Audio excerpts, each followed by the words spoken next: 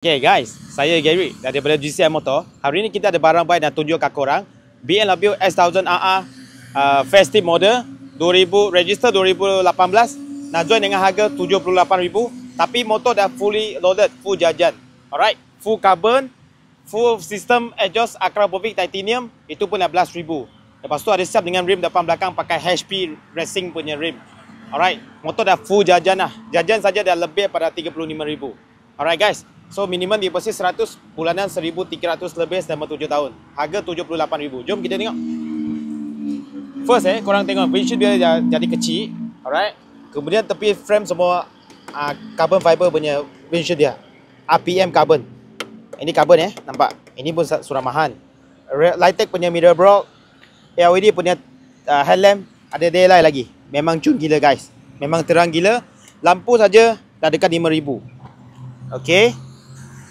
Lepas tu rim depan belakang pakai HP punya rim. Korang tengok ada simbol dekat sini. Mana? Simbol.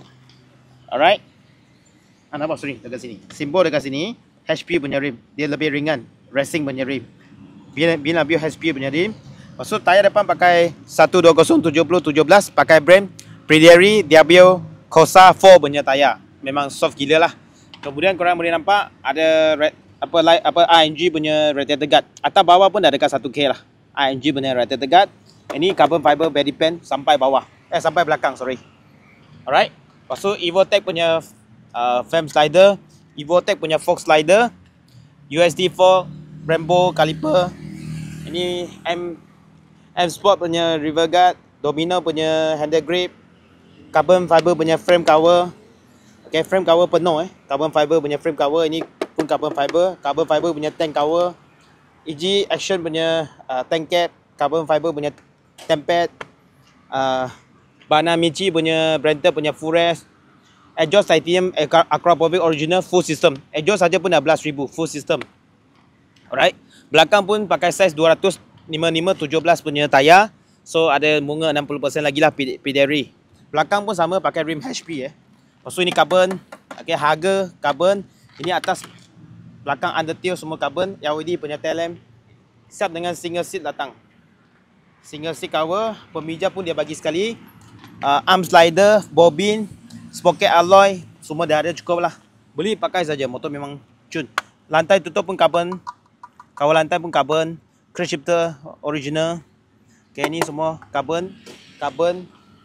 Right, tengok meter pula. Ada phone holder dia bagi sekali. Phone holder. Right, ada cruise control. Okay, ni ada cruise control. Kemudian ABS memang ada lah macam biasa, lain signal semua. Lepas tu ada mode. Okay, ada mode. Alright, tengok meter. Ada rest, ada sport, ada slick, ada user. Alright. So last kali kita check sound dia guys. Sound memang best, but full system.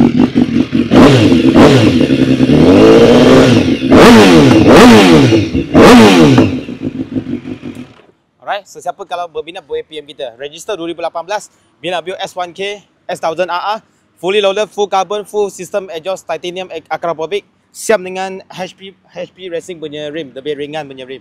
So harga jualan 78,000, minimum deposit 100, bulanan 1,300 lebih selama 7 tahun.